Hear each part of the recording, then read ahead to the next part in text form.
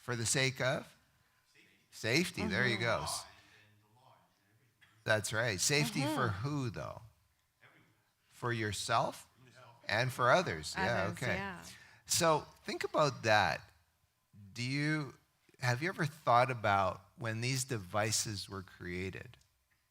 Did we realize that this device was as powerful as it is? No.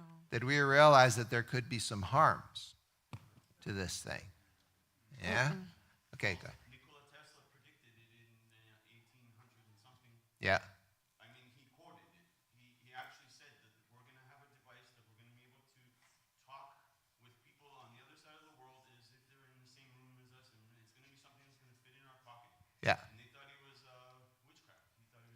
They thought he was going crazy. Yeah, I mean, of course. Like some people could see it, right? But Yeah. no one predicted this. No one predicted this. So you could see the idea, and it sounds almost science fiction, right? But now we're living in it. This is more than a phone, I'm just going to say. It's more than a Swiss Army knife of all kinds of things, because you actually have platforms here that can give you all kinds of, and it's engineered to get your eyeballs, to get your attention. Okay. So let's talk about that. T.S. Eliot wrote this bit of a poem, and his emphasis was on he could see the decay of humanity in his time, the 1880s to 1965, so the early 1900s, and T.S. Eliot could see this decay of human spirit. And this is what he wrote in one of his poems. He said, "Faces distracted from distraction by distraction." That's a lot of distraction. Filled with fancies and empty of meaning. Tumid, which means swollen. Apathy, with no concentration. And that was way before the cell phone. So there was a lot of stuff. In Ellen White's time, she said that we are living in an age of intensity. In her time. Yeah. Are we more intense now? A little bit. So the concentration level has gone down. So what are some of the, whoa, there we go. My screen went, there we go. What are some of the obvious dangers of being distracted by devices? Any thoughts? Lack of sleep. Lack of sleep, thank you. Okay, this is very true. What else? Poor time management. Okay. Bad driving habits. Do you think it's caused some car accidents? Yeah. You know, I think it's number one of fatalities is people texting while they're driving. Yeah. Can you imagine trying to text? When I'm heading down the highway, I get to see inside the cars. Yeah. And I would say probably 60% of the women are on their phone on the laps on their vehicle. While they're driving? Probably about 20% of men. Wow. So women are more on the phone. So when I drive by, because you can see, Yeah. they're on their phone, they're on their phone. Wow. You can't see if I'm on my phone, but I can see if they're Yeah. they can't see. That's quite something. That's I'll say. frightening. That is frightening. Okay. Go ahead. Well, young people, kids are not outside anymore. They're not getting exercise. Their imaginations are stolen. Like, That's right. your imagination is created for you. That's right. And we need our imagination. Imagination is, think about what is your imagination? It's seeing the unseen.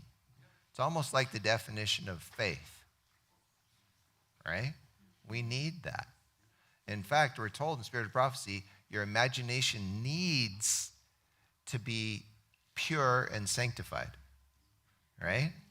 And I don't know that when we have these devices, our imagination is pure and sanctified. No. We need a pure and sanctified imagination. Why? Because God wants us to take hold of the unseen, right? To have a sanctified imagination. Go ahead. And even those that aren't in the car are in danger of tripping on the sidewalk. That's right.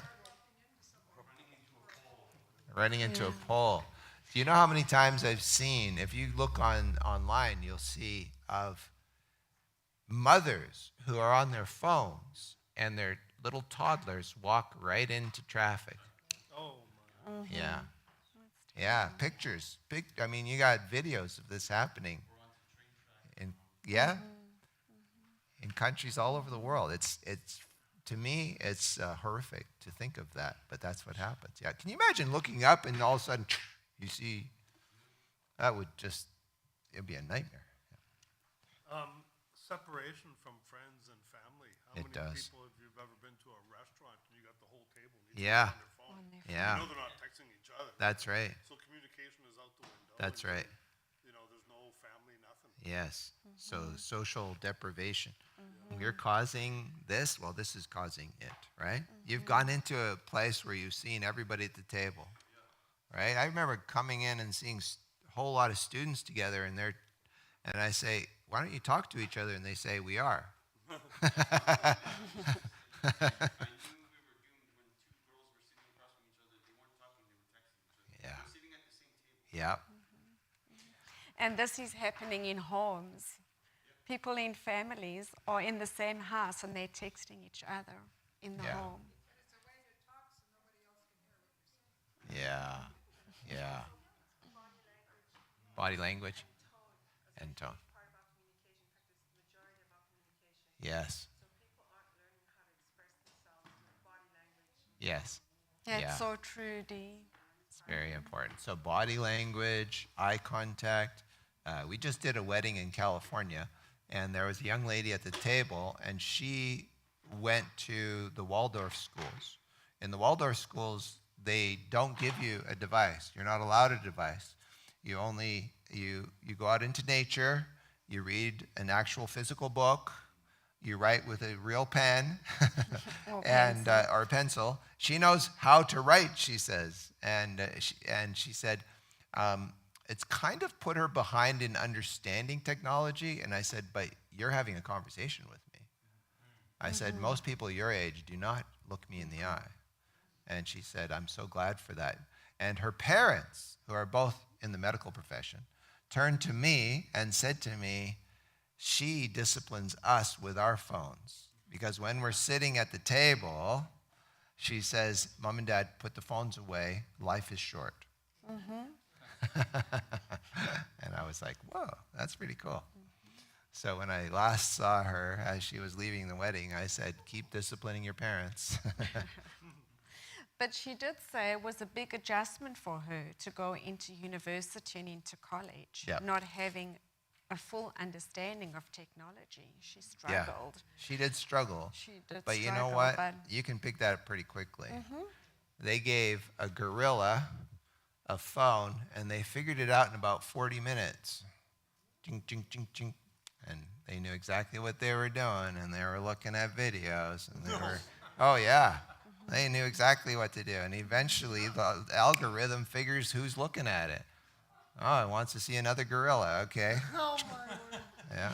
Where's the best bananas? Yeah. Say, you don't have to be all that Yeah. brilliant, right? In fact, we've seen videos of 2-year-olds in their sleep, and they're sleeping, and they're doing this with their little As they're fingers, sleeping, as in they're their sleeping, dreams. in their dreams. Yeah. So, So, is this true? a wealth of information creates a poverty of attention. Is there a wealth of information? It's coming at us so quickly. And now we don't even have to think about it anymore. We can just let AI do its thinking for us. Right? So the tech industry sees this as an arms race for people's attention. So if companies can get your eyeballs, get your attention, then they've got you. Right? Pretty much got your soul. Now, one study looked at it. The average human attention span now is 8.25 seconds. The attention span of a goldfish is 9. We're doubling the goal. So attention spans, and that's why I think interesting, the book of Daniel was written for the last days. It's not hard to be 10 times wiser than the average person these days because we're living in the dumbest society in the history of the world, quite honestly. I don't say that to put anyone down. I'm just saying that's a reflection of what we're living in. Yeah. It is capable if you use it as a tool, right? So we're saying you're using it as a tool and it's not using you, right? There's a difference there. So- Because yeah. are these phones and these devices ever going to go away? No. They're not. Yeah. Living like the Jetsons. Yeah. Yeah. I mean, So- you could be like the Amish and wish that everything could go back to horse and buggy. That's not going to happen. But you could distance yourself from that. Is that the solution? Or can you take advantage of this and use it for good purposes? I think we can. Okay. So that doesn't mean everyone has an attention span lower than a goldfish. There are a lot of people who really are, making deep decisions. But to go deep, you need to have your concentration.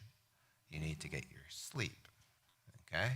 You need to not be addicted, right? So the Bible says this to us. In Psalm 46, verse 10, it says, "Be still and know that I am God." So that's stillness. Is that necessary? Yeah. Because when you wake up in the morning, I don't know about you, but it's sort of like a herd of wild animals come out of the bed, from under the bed, They're right there, and it's like this ping pong ball.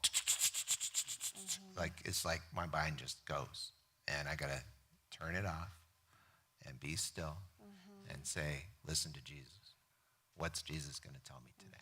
So we're going to give you some information. Hopefully we'll give you some inspiration, and that will lead to application, which can lead to transformation. Okay, But the application is the hardest step to take. it is. Application. So sometimes we get this information. So we're going to give you some sources. One of the sources we want to give you is a book called The Anxious Generation. This is one that we will quote from, as well as others. It's a #1 New York Times bestseller, and Jonathan Haidt was a professor, or is a professor at the New York University. And then iGen, and this book is a lady by the name of Jean Twenge. She does a lot of research in this area. There's another book by another doctor called Reset Your Child's Brain, and her name is Dr., can you see it from there? I can't remember her name. We've done this so many times. Anyway, Dunkley, Carolyn Dunkley, and she's a pediatrician. And the information that she learned about how this affects children is quite astounding. Johann Hari, The Stolen Focus, and this is actually an Adventist authors. There's 3 of them from Germany. I Challenges. think a husband, wife, and a daughter. And their daughter, yeah. Yeah, they're from Germany. Okay. So we're going to look at the 4 harms of the 4 foundational harms that Jonathan Haidt talks about in The Anxious Generation. The first one is? Social deprivation, And then attention fragmentation, as we mentioned before, sleep deprivation, as Wayne mentioned, and then number 4 is addiction. Okay. Got something in my throat. So we're going to talk about opportunity cost. What is opportunity cost? This is the potential benefit that an individual misses out on when choosing one alternative over another. So when you choose to do one thing, you can't choose to do another thing because you can't do 2 things at once. Well, some people can. But, you can walk and chew bubble gum. But there's other things that you miss out on, right? So if you choose to go to Hawaii, you can't go to New York at the same time.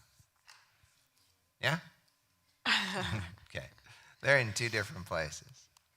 So when we talk about opportunity cost, you have to make a decision trade-off. So how are you going to spend your money? Are you going to spend $7 on tank of gas or getting some gas for your car, right? And if you spend it later, if you save it and you spend it later, you can actually increase that $7 a day from buying a smoothie once a day to maybe going on a holiday or maybe buying a musical instrument.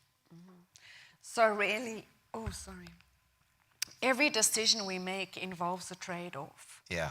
And so we want to encourage you to ask yourself, thank you, Dee, to ask yourself these questions. So here's the questions. How much do I value this, whatever this is? What am I going to do with my time? We only have 3 resources. We got time, we got energy, and we got money. Okay? How are you going to use those? How are you going to spend your time? How are you going to spend your energy? How are you going to spend your money? Okay? And next, very important question. What am I giving up now to have this? And then the third question is, what am I giving up in the future to have this now? So recently we were talking to Ern Brake. Do you remember Ern Brake? You know who he is? Okay, so he used to work for the BC conference. He decided to retire young. Why? Because he said, I want to do other things, and I believe God is calling me to do those other things, and I can't do those and be, the whatever he was doing for the British Columbia Conference. I think he was the ministerial director. So he says, I can't be doing both jobs. So he said, I want to write a book. I want to get another doctoral degree, and that's in lifestyle medicine. I want to help people and do a different type of ministry. That, for him to make that decision, he said, I could study for my doctorate and do the work for the conference at the same time, but it would mean that by the time I use my doctorate, I'm going to be so old, no one wants to listen to me, right? So you have to choose. What am I doing with my time now? And how am I using it? Okay, so let's put this in practical demonstration for a student, for example. So a student spends 3 hours and $20 at the movies the night before an exam. Is that a good use of their time? The opportunity cost is the benefit the student missed out on when choosing to spend 3 hours and $20 at the movies instead of studying. What else did they miss out on? Well, If he or she decides to stay up late to study after returning from the movies, then there is an added cost of sleep loss. okay, is that a cost? Absolutely, because when you lose sleep, you're losing attention. You're losing, your ability to concentrate. You're not at your sharpest when you are tired. So these are frightening statistics and research that was done. The average teen spends 50 hours a week, which is 68 hours a day on screen-based leisure activities. So that's like a full-time job. When they were asked how long they spent time on social media and screen-based activities, 45% of the teens reported that they use the internet almost constantly.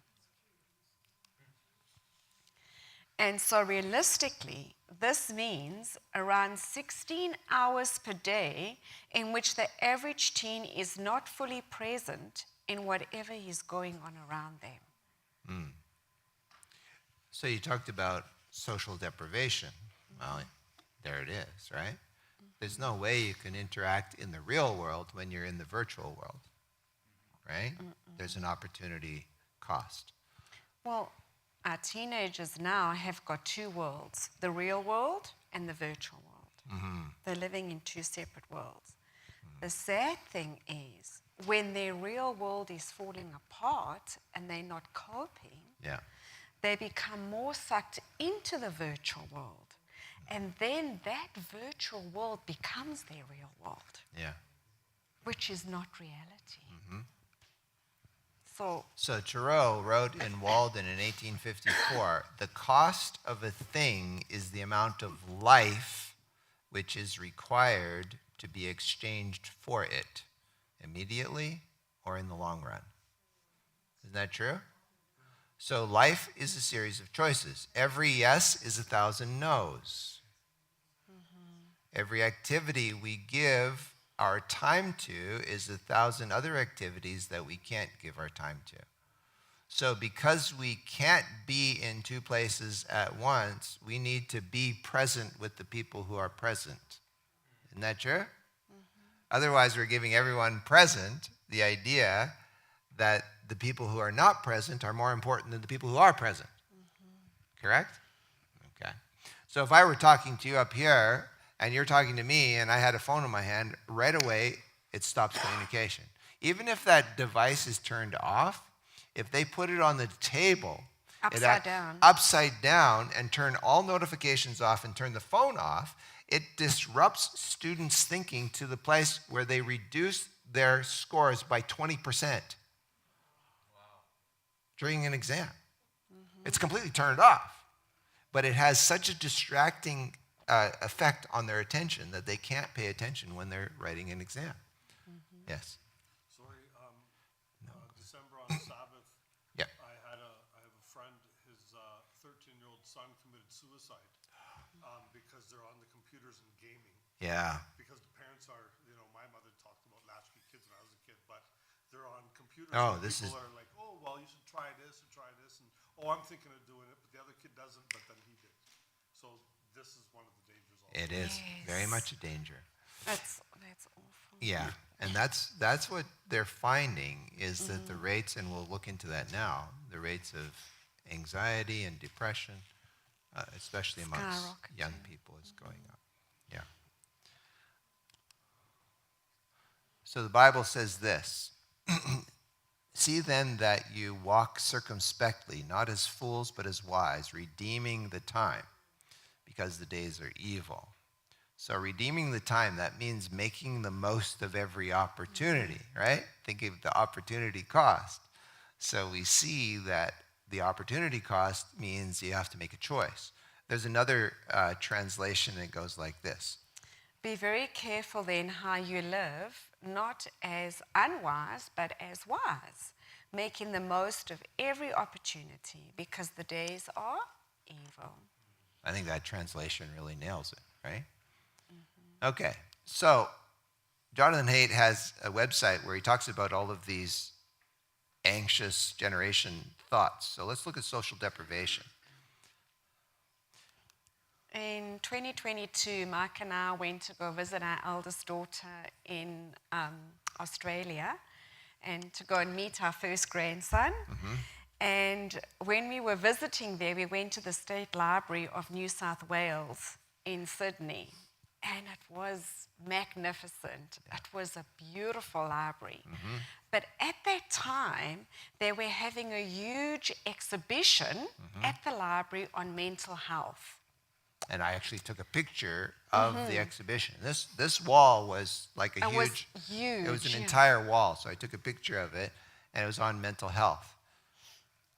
So And what what word is standing out there? Okay. Oh, yeah, sure. Let's go back to that. Oh, there you go. You can get both of those. You want to take a picture of that? You got it? Okay. Okay. So we're going to go forward a little bit. You can stop me at any time. That's good. So what's the main word on the wall? Isolation. Okay.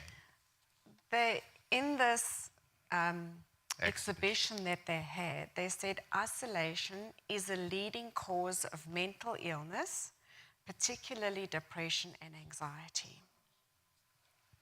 And this is what is happening with our young kids. They are isolated in the rooms, stuck on social media, specifically the girls, whereas the boys, more harm is not so much social media, but more video games, gaming with the young boys, and pornography, which has become a huge problem amongst the boys. So.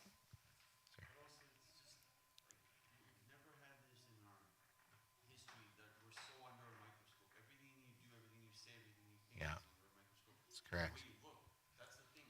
Our appearance is so important. That's right. Like you have to look a certain way. You have to look like Yeah. these people, or else you're Yeah. done. And I can't even imagine going to school now, like a public school. I spent most of my life.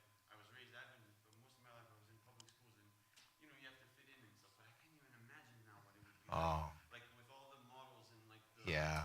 the influencers, right? That's like, right. The influencers are exactly what you have to be. And if That's you right. don't, Yeah. goodness. Well, suicide, of course you're gonna, Yeah. if you're doing nothing but playing video games and eating, Yeah. you're gonna be overweight. Yeah. That's right. oh, Yeah. There's a Yeah. lot of pressure there. A lot of pressure. A lot of pressure. So this is what Jonathan Rady says, and he is the clinical associate professor of psychiatry at Harvard Medical School.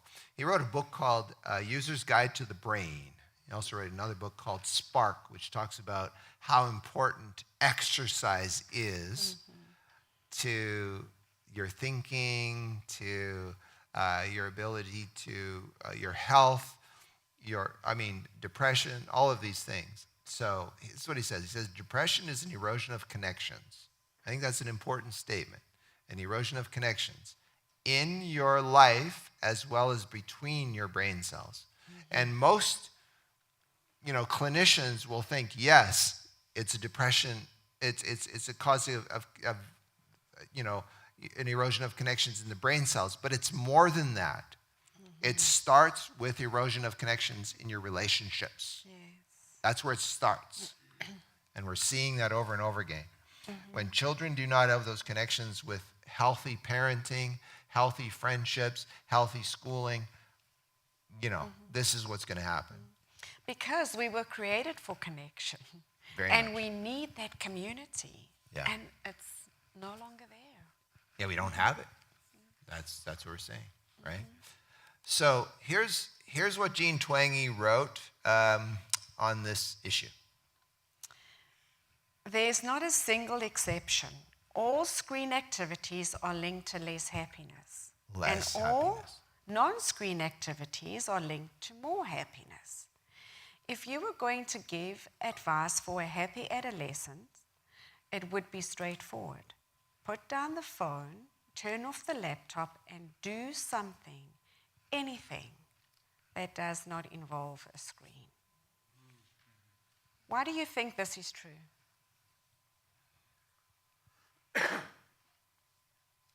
Why is this true? Yeah, go ahead, Dee. Well, when you're not being fed information, Yes. things become a challenge, and it challenges your mind. Yes. What's that thing about something is necessity is of some mother of invention. That's right, yeah. So when a child is being created and they're not being fed the stuff, That's they're right. having to think for themselves. Yes. And you're creating those neurons Yes, to think and create your brain, your thought process. that's right. Anyone else? Thoughts? Yes, Steve. A lot of the programming is programming. It So is. it's Program the mind. It is, So yeah. They have a lot of subliminal messages. Oh, very much so. Yeah. And then you get on this and then an algorithm, Yeah. so you can be on Facebook or something, right? Yeah. Even the Bible says stay away from mediums. Yeah, So interesting. we get into this and then it's conditioning and then you become Yeah. addicted and then Yeah. you're all of a sudden 6 hours went by and Yeah. So screens, they tend to isolate, steal away our attention, right? And isolate us from the real world. Yeah? sunshine is not just vitamin D. Ah, Your form, or what are they called? Yeah. Your positive. yeah, outlook. Like if you're spending enough time outside in fresh air and sunshine, you're gonna be positive. That's right. Yeah, that's right. Number one predictor of longevity is your close connections, right? Your close connections, real close connections. This is number one. Worldwide, they show this over and over again. You ever heard of the blue zones? Yeah, you know what they are? Because Seventh Day Adventists are part of the blue zones, okay? And the base of that, at the very top, is nutrition. Then you go down, and you talk about Yeah. exercise. You talk about all those things that are in the blue zones around the world and why they live the longest. But the base of that pyramid is connections. You can do Social all those other connections. things by yourself, but you can't do connections on your own, right? You need other people. And that is the highest predictor of longevity in all of the blue zones. That's people who live beyond the age of 100. Okay. So, Jean Twenge goes on in her article. She says recent research suggests that screen time, in particular social media use, does indeed cause unhappiness. The results could not be clearer. Teens who spend more time than average on screen activities are more likely to be unhappy, and those who spend more time than average on non-screen activities are more likely to be happy. Have you ever seen a child who has their iPad taken away? Yeah, that is a monster, okay? That is a monster, and that's a hard thing to watch. So people in isolation feel anxious, they have low self-esteem, they're pessimistic, and they tend to think in terms of the worst case scenario, and they are chronically afraid. That's the problem. So what's the worst form of punishment in prison? Social isolation. Solitary confinement, yeah. That's it. Yeah? I was just thinking when I was a kid, my father would say, go to your room. Yeah? Then he didn't want to go there. No. Why would you go to your room? That's the worst thing possible. That's the worst kind of punishment. All right? That's the thing. Is because they think they're not alone, right? Yeah. So here's the problem. When you're playing with spiders outside, you're getting dirty. When you're sitting inside and you're on this clean little device, you're getting more dirty. It's destroying you. It's destroying your soul. It's destroying your heart. It's destroying your mind. It's destroying your relationships. It's destroying your sleep, right? There's so many things. Netflix says that their number one competitor is sleep. Yeah, go ahead. Remember a few years ago there was this public service announcement, make sure your kids have 60 minutes of exercise every day. Yeah. For us, 60 minutes was, what do you mean 60? What? That would be like go to your room. Yeah. What do you mean 60 minutes? You're outside all the time. 6 hours. That's right. Yeah, exactly. It's dark and you know you have to go home. You're like, oh no. Like, now, 60 minutes or 90 minutes or whatever. Yeah. Like, 100%. 100%. You know, I don't know if any of you, did any of you play hockey when you were growing up? Okay. So, I don't know. I played hockey, even in my head, I played hockey. Like, I still do, right? It's like I'm making plays in my head. It's crazy stuff. But I was outside all the time. Even though I grew up in an orphanage, all of us kids were outside all the time. Like, we were on bikes, we were playing road hockey. We were playing everything. We were kicking balls. Yeah. No one was watching us. We were just out there, right? it wasn't like we didn't have to go online to say meet at this place. That's right. Exactly. Yeah. Yeah. We were the best generation. It was so good, and that's what we've been doing this in, across the country. And one of the places we said to kids, one of the solutions is to get kids outside, right? And so like, how do you get them outside? So just take your kids. I mean, you have to drive me to school. It's like, what? Anyway, I used to walk, right? Like, so one of the solutions is take them within 5 minutes of school. So drive to 5. Drive to 5. So you drive within 5 minutes of school, and then they get out and they walk the rest of the way. They have to walk 5 minutes. It's like, that's child abuse, right? And so all these kids who are at this school, there's a group of them, not everyone, but some of them, they came to us afterwards. They said, we tried that. Actually, we all walked to school together, and they're in Alberta, and it was cold out, right? It was like during the winter. And I said, how was it? They said, we had a good day today. I was like, wow. So encouraging. You got outside. Yeah. They said they had a good day, right? They had a good day. They walked to school in the snow, right? It's cold out. You can actually pick up a snow and make it into a ball and throw it at someone and say, wow, this is fun. This is fun, yeah. And they started throwing at each other. It's like, oh man, we're supposed to be gentle. You're hurting me, right? It's like, no, you. So everyone knows the answer to this. Does social media harm or help our relationships? Because some believe that it increases our connections and makes us happier. which is not true. Not true. Because there's nothing real in the virtual world. It's kind of scary. You see these two people in bed, and they're on their phones. That's craziness, you know? And I actually was talking to some people whose friends, they just got married, and then they went on their honeymoon, and she couldn't get his attention because he was playing his game the whole time on his honeymoon. She was like, what? Hello? Oh, that's addiction. Yeah, so, yes. So they did an experiment with all these phones with popcorn. They had it ring at the same time and the popcorn popped. So Ah. apparently the phones have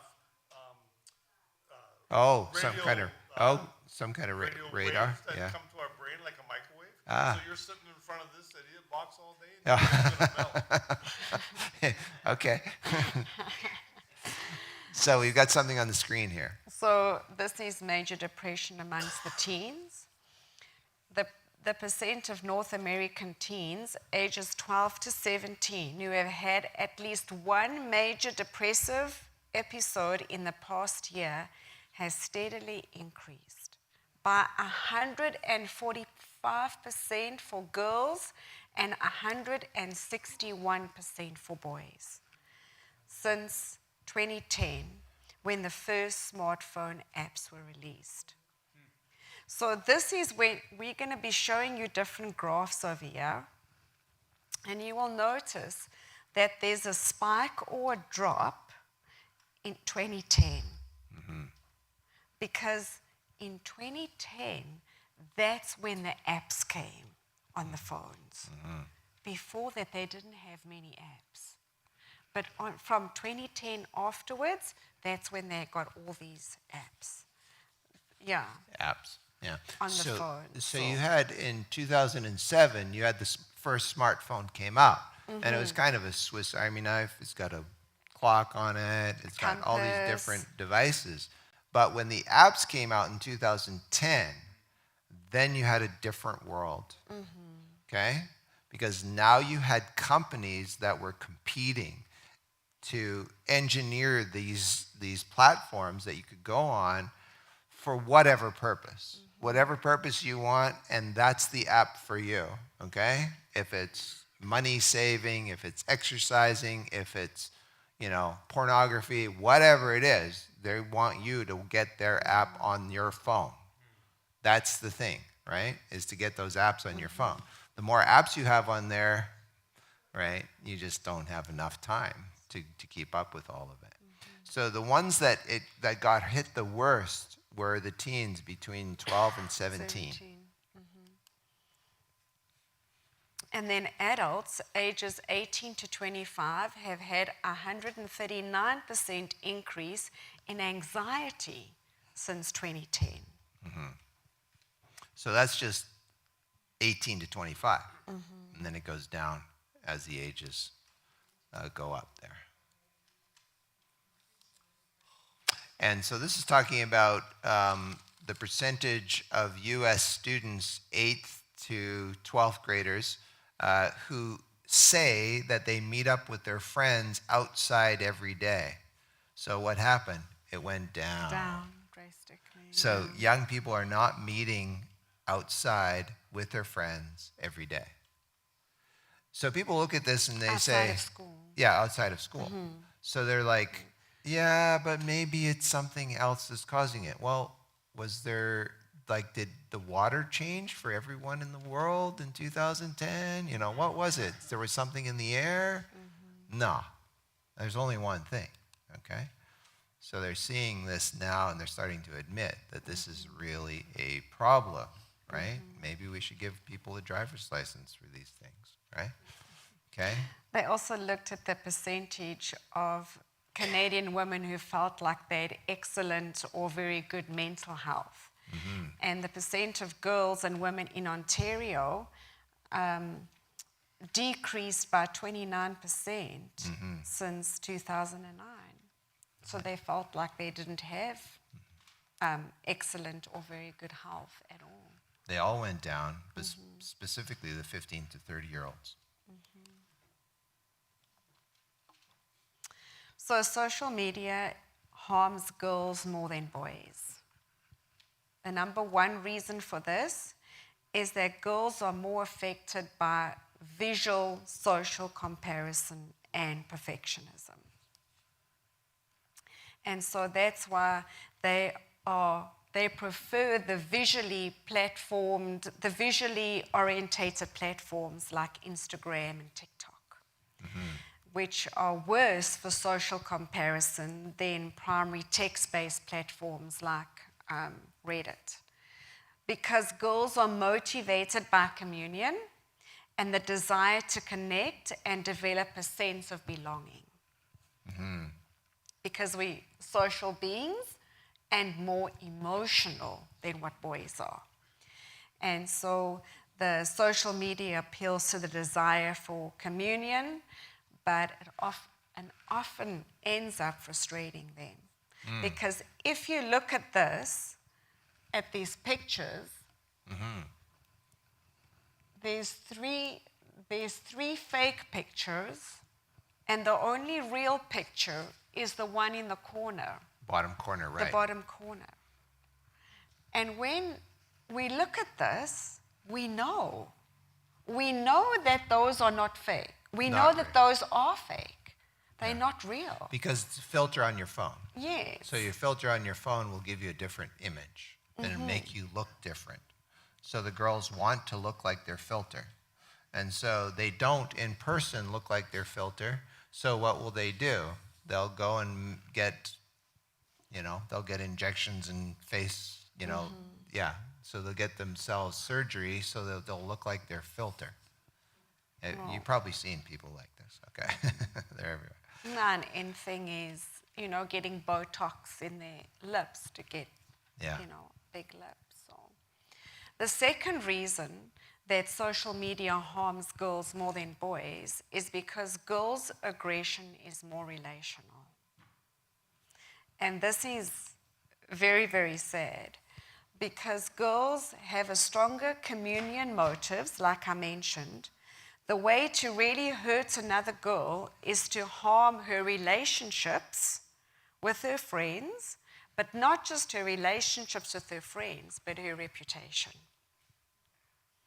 And so bullying amongst girls on social media is awful. And so they'll spread gossip, they'll turn her friends against her, and lower her value as a friend to other girls. And a girl who feels her value sinking is a girl who is experiencing rising anxiety. And if her social meter drop is sharp enough, she may become depressed and considered suicide. For depressed or ostracized teens, physical death is the end of pain, because they're not receiving this bullying and this gossiping and the ruining of the reputation of their friendships. And so a physical death would be the end of that, whereas a social death is living hell for them, and very painful and very harmful. Yeah. So you can see how this is harmful to girls. Very, very harmful to girls. And when you get young girls who hide the apps on their computers and on their phones, stuff so that their parents don't know that they're actually on Instagram and TikTok and all those other things, they'll hide it, right? They'll put it behind the phone app or whatever, or the calculator app, or the clock app or something, and they hide them, but they've got all these accounts that you don't know about as a parent. Well, many girls, they'll go on there, and what will they find? So it'll start off with something like they'll look on the app and the algorithm will bring them to something like exercises. Exercises is important, And then they'll have all these professional sport athletes with this athlete build that are very sporty and they look good. And so then the algorithms will lead them to that. But then eventually that becomes and turns into an eating disorder. Right? So then they're getting algorithms about nutrition, and this is the way you should look, and then of course, when you're struggling with an eating disorder, then it just plummets. It just goes down from there. So Yeah. you have young ladies whose parents will actually take these companies to court and win. Of course, it takes years before they win, but in the meantime, their daughter ends up in a psych ward, right? And she's got an eating disorder. And where did that start? It started with the app. App, yeah. Okay. And when you see those connections, very strong. Yeah. How many times have you been on your phone and the phone can hear you speaking? Oh, yes. And then all of a sudden, you're talking about something, now you got an ad for what you were talking about. You're like, whoa. I know. We had worship one morning, and someone in worship at It Is Written was saying to us that, oh, have you heard this song? And I was like, no, I don't even know that song. And so, anyway, I didn't know the artist. I didn't know the song. I look at my phone after worship, and this artist comes up with her song. I'm like, I've never even looked this up before, right? Why is this showing up on my phone, right? And so you get ads for these things. So, yeah. So something's going on there. There's people. So social media doesn't just affect the person who consumes it. Social media also harms the social lives, even of students who stay away from it. So how does it do that? So if your son or daughter goes to school and they don't have social media and they don't have a phone, their friends do. Yeah. And they're out of the loop. And so you're they kind are- of forced to. If you don't have it, right, then you're kind of the outcast. Yeah. But there is a good side to this. Still, several studies showed that getting off social media improves their mental health. This is really critical. So we were doing this in a very large church in Winnipeg, actually the largest church in the Mansas Conference, and there was a young man there. 6 months later, this young man, 17 years old, came to me and he said, look at this. He was just kind of showing it to me. And I said, what's that? And he said, it's a flip phone. And I said, why do you have a flip phone? He says, you were here 6 months ago and you showed us all this thing about social media and all this. And he said, I got myself a flip phone. I said, excellent. Tell me, has this been good for you? He said to me, you can't believe it. He says, my relationship with my parents has improved. He said, I was always fighting with my parents.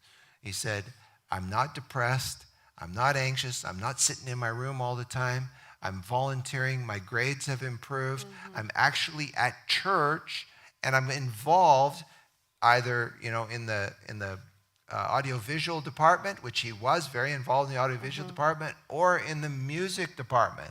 And he's volunteering to be the music leader. Him and his sister are the music leaders at their campgrounds for the youth department throughout the whole summer.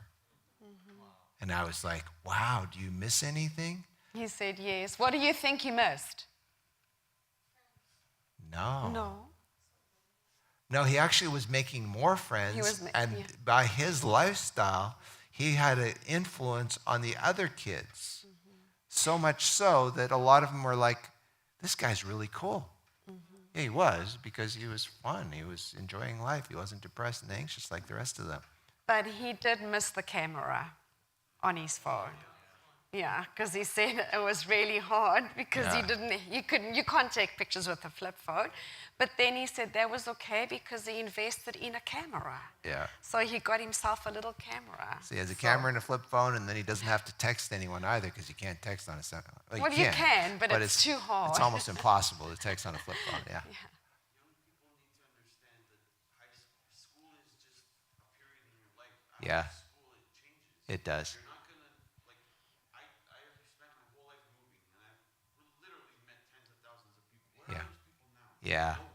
Yeah. Like, school is so important to fit in and be popular and be everything. Yeah. Once it's done, it's not Yeah. important anymore. It doesn't matter. Like, that's just a small period in your life. You have your whole life ahead of you to Yeah. do whatever you want. Yeah. It's not Yeah, I know. But important. Like, it's those formative years, though, and it makes such an impact on some people that if it's bad, and they just can't get over it. So, no, I hear what you're saying, though. So do you think we were created for connections? Yeah, absolutely. Yes. So the Bible says, and this is more than just marriage. This is us. This is where we were created. He says, not good for man to be alone. It's just not good for us to be alone. As human beings, we need connections with other people. And so do children and teens, especially, need a lot of time to play with each other face to face to foster that social development. And that's not happening today. So this is daily time with friends. Look how it plummeted after 2010. It just went way down. So daily time with friends has gone down.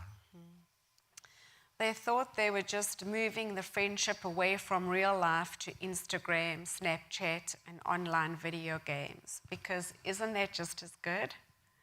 No, it's not. And like Dee was saying, you cannot read emotions and tone and body language on a text. Yeah. You can't. So Clearly yeah. not. Okay. So Jean Twenge again. She said teens who spend more time using social media are more likely to suffer from depression, anxiety, and other disorders, while teens who spend more time with groups of young people, such as playing a team sport or participating in religious communities, have better mental health.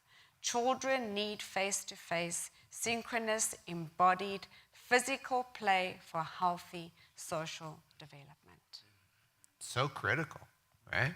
It's absolutely so critical. So think about the solutions when we talk about these things and how you can move in that direction. So you really do have to just create another community. And when you start doing this, it does happen. It doesn't happen overnight. It takes time to make this happen. So sitting alone in your bedroom is what Jonathan Haidt says. Consuming a bottomless feed of other people's content, or playing endless hours of video games, or posting your own content should not be considered healthy new forms of adolescent interaction. Even though the World Health Organization says that in some ways this is good for you. And I'm like, in what way is this good for you? And all the studies, and Jonathan Haidt himself says this is nonsense. There is no good side to this. There's no upside to it. So even when teens are within a few feet of their friends, their phone-based childhoods damage the quality of their time together. Of course it does. And this generation, Generation Z, they experience phone-based childhoods. Yeah. All you see online I've never really been on whatever those.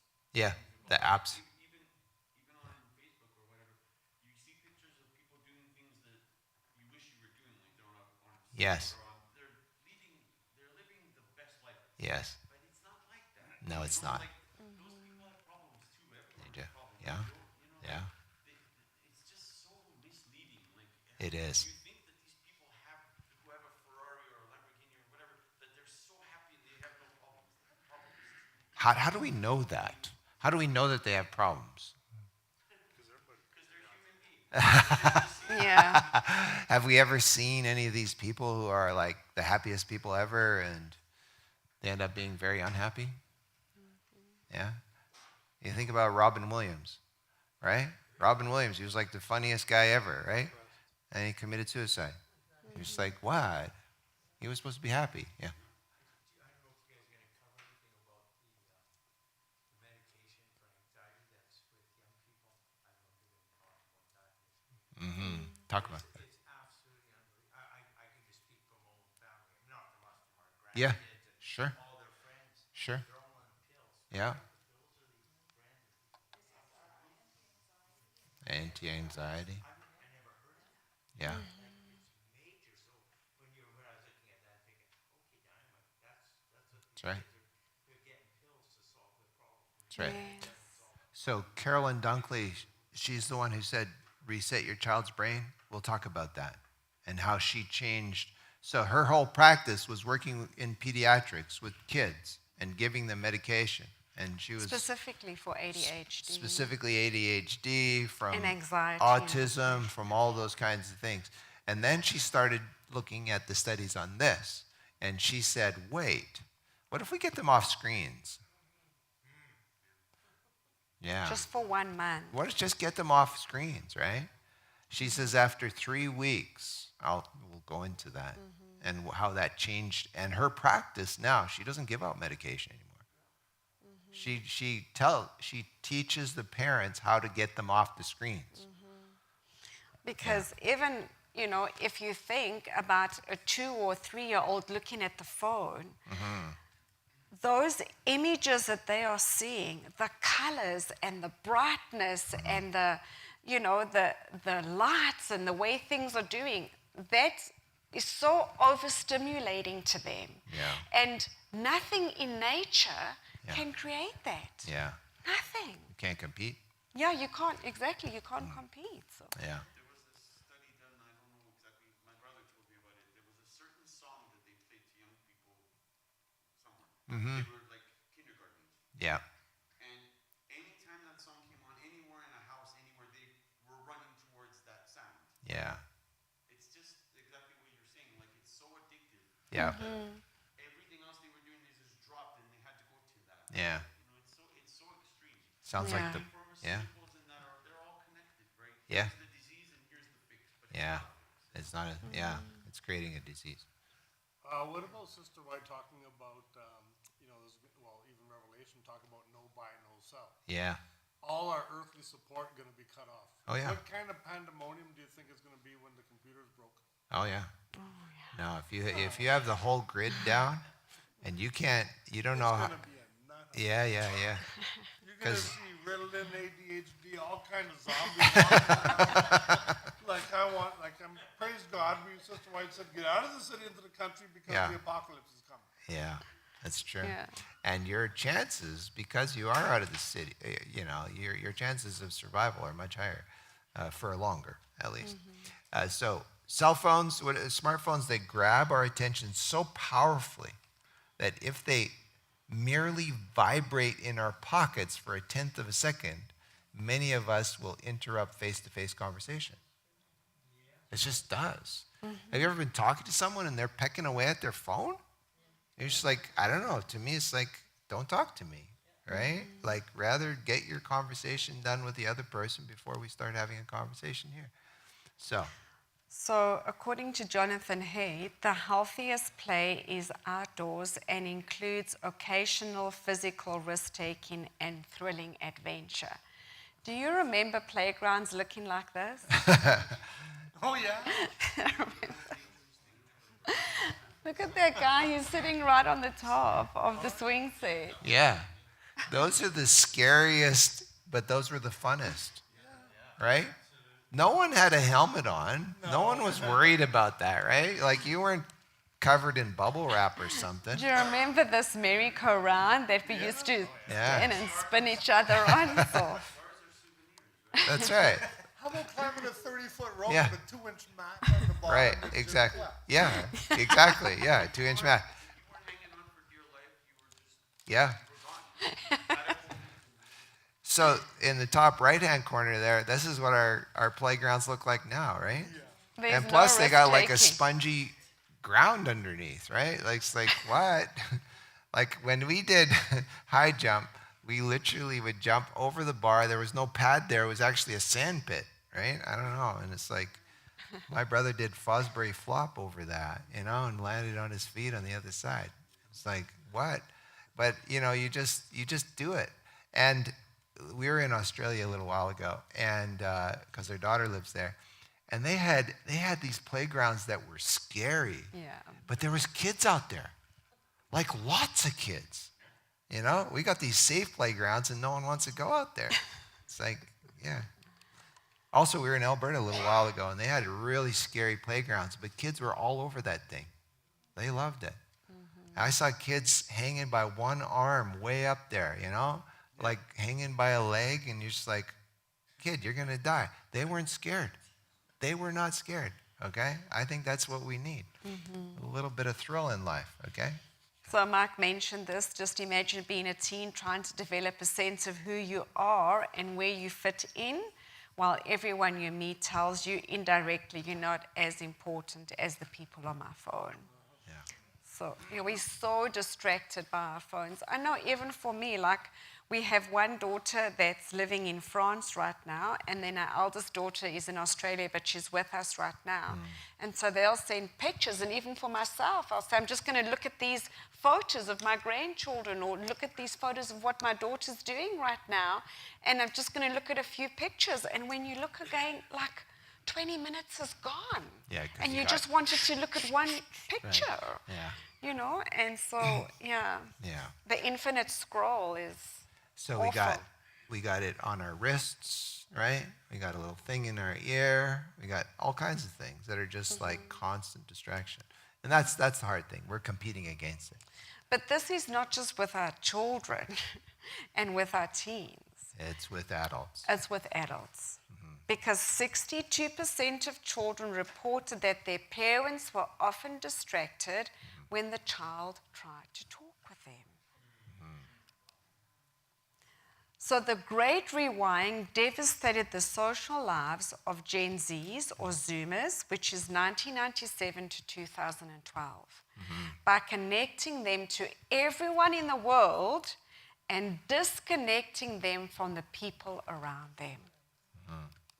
And this is what the problem is now. So look at this, what Annabelle said. She's age 7. Sorry, her details got cut off on the screen. My there. parents Yeah. are always on their computers and on their cell phones. It's very, very frustrating, and I get lonely inside. When my dad is on the phone, I have this conversation in my head. Hello, remember me? Remember who I am? I'm your daughter. You had me because you wanted me, only it doesn't feel like that right now.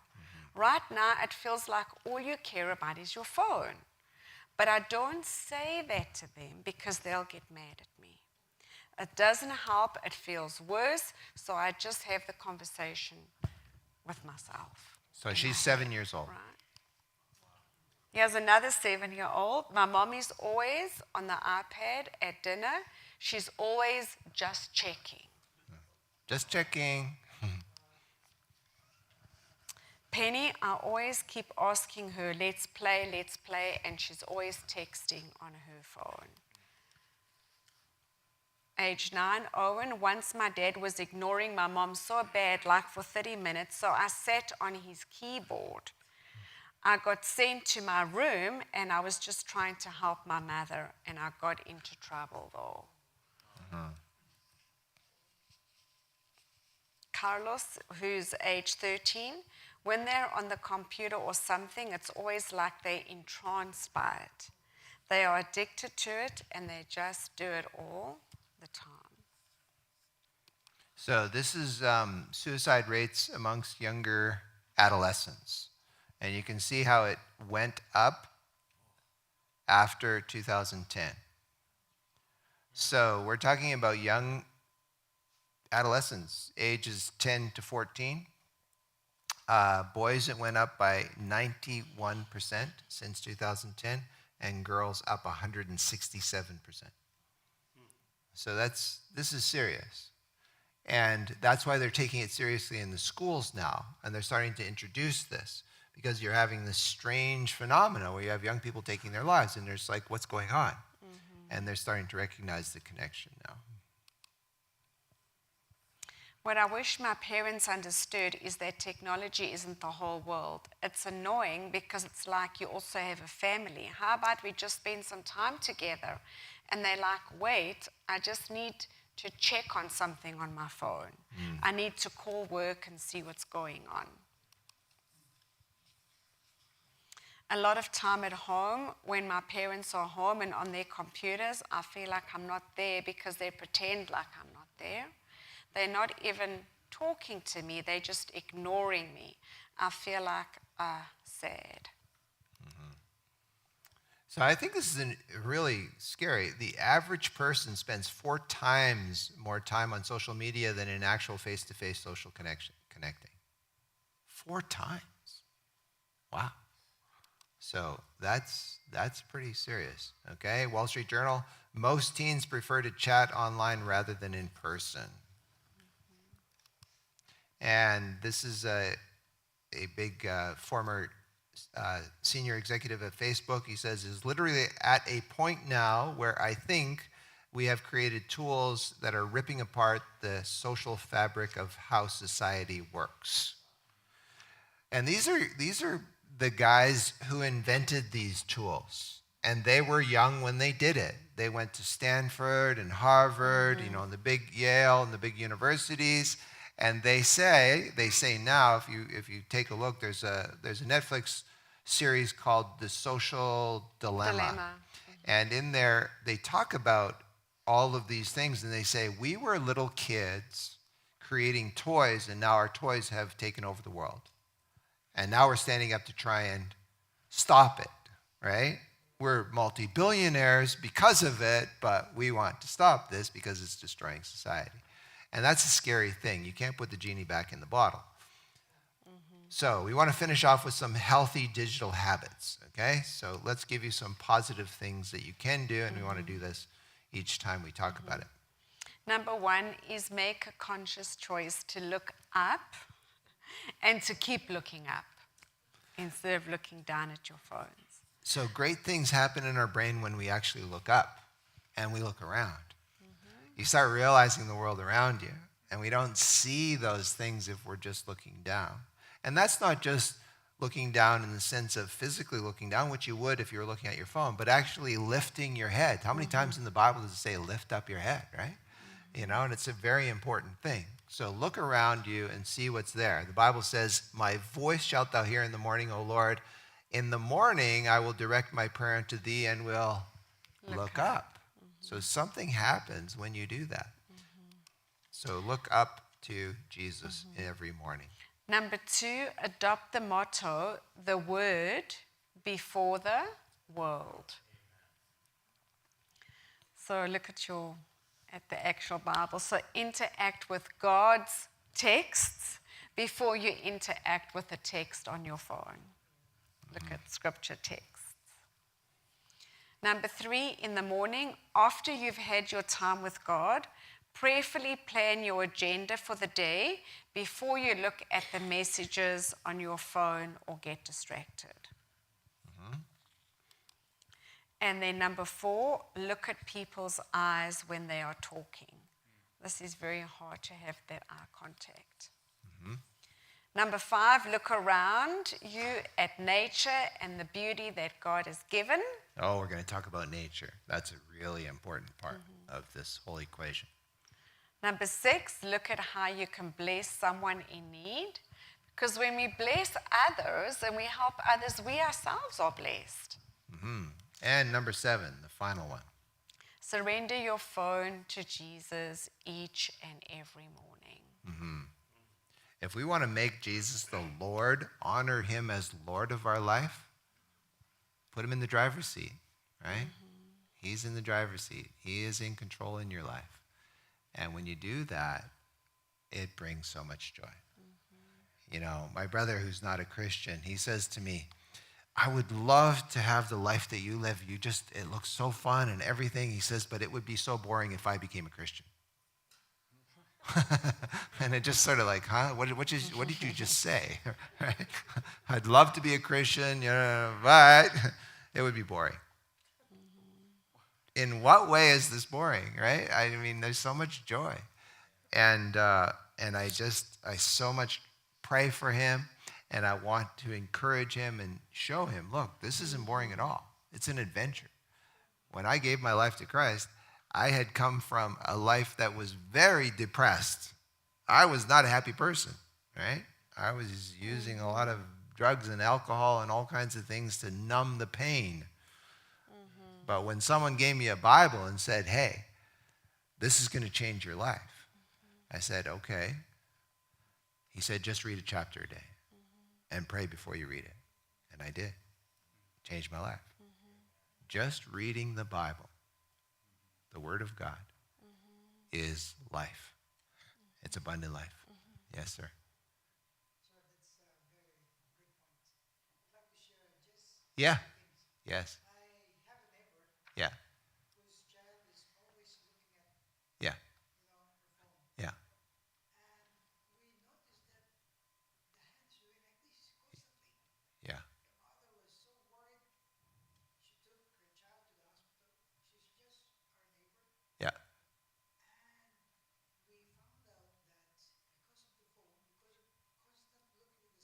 Yeah. the brain is affected. Ah. And so the doctor said, remove the screen. It's Mm. dangerous for your child. Yes. And I'm glad that some of the schools here at BC Yeah. prohibiting phones. Yes. I'm glad for because of that. Very. Second point, the Bible is telling us that in um, Ecclesiastes Yes. chapter 1, verse 9, 10, and 11, the Bible says, what has been will be again. Yep. Verse 9, what has been done will be done again. There is nothing new under the sun. Is there anything of which one can say, look, this is something new? It was here already, long ago. It was here before our time. Mm. Do they have problem? Did they have problem like this before? Oh, yeah. Like, do they have gadgets that we had last time?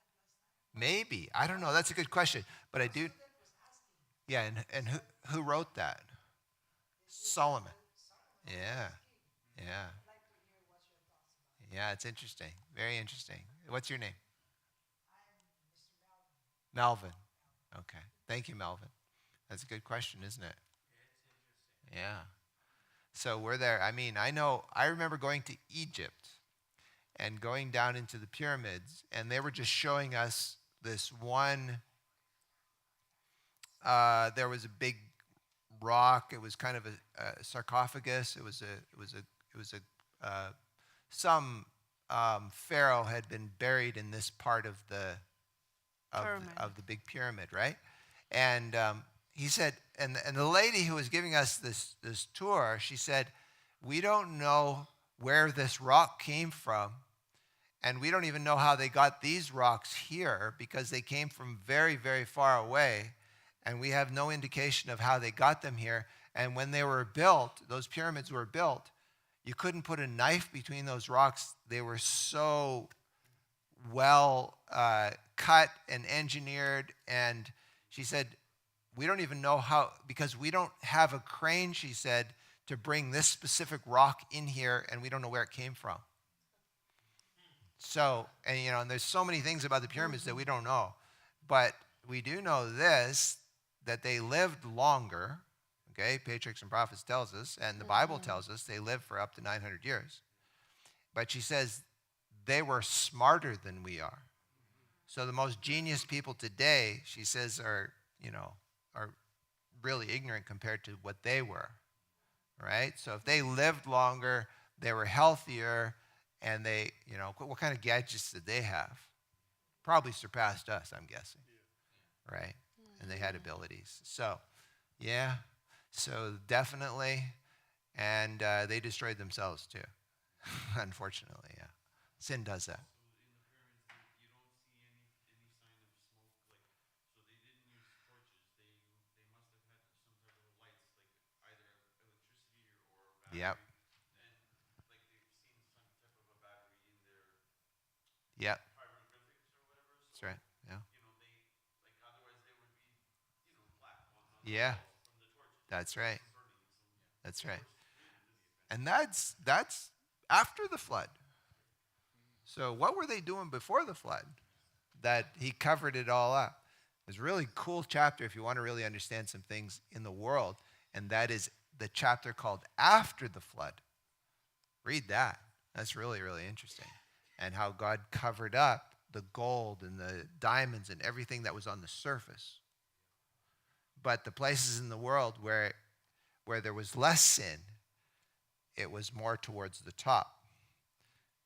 So I think there was less sin in BC. I'm guessing there was more sin over there in the Middle East, right?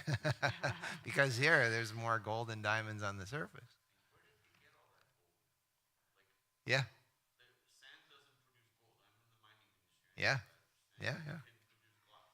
yeah. So where do they all those pharaohs are buried in tons of gold? Where did they get all that? I know. It's incredible. Yeah, Yeah, it's a incredible. thing. So, thank you all for coming out tonight. Was it worth it? I think God is so good. He gives us answers to these things. Can we use this for good purposes? Yes, we can. It's like any tool. You can use a hammer to build a house. You can also use it to hurt your neighbor, right? So you want to use these things for good and stay away from the evil applications. Unfortunately, there's lots of evil applications that are happening, right? And so to learn that. So that's what we're here for, is to help you to understand that you need a driver's license for these things. They go very fast, and there's no off-ramps, right? The only off-ramp for some people is like, as bad as Jesus said, gouge out your eye or cut off your hand, right? And that doesn't mean literally do that.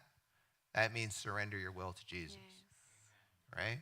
And surrendering the will for some people feels like amputation. It feels like death.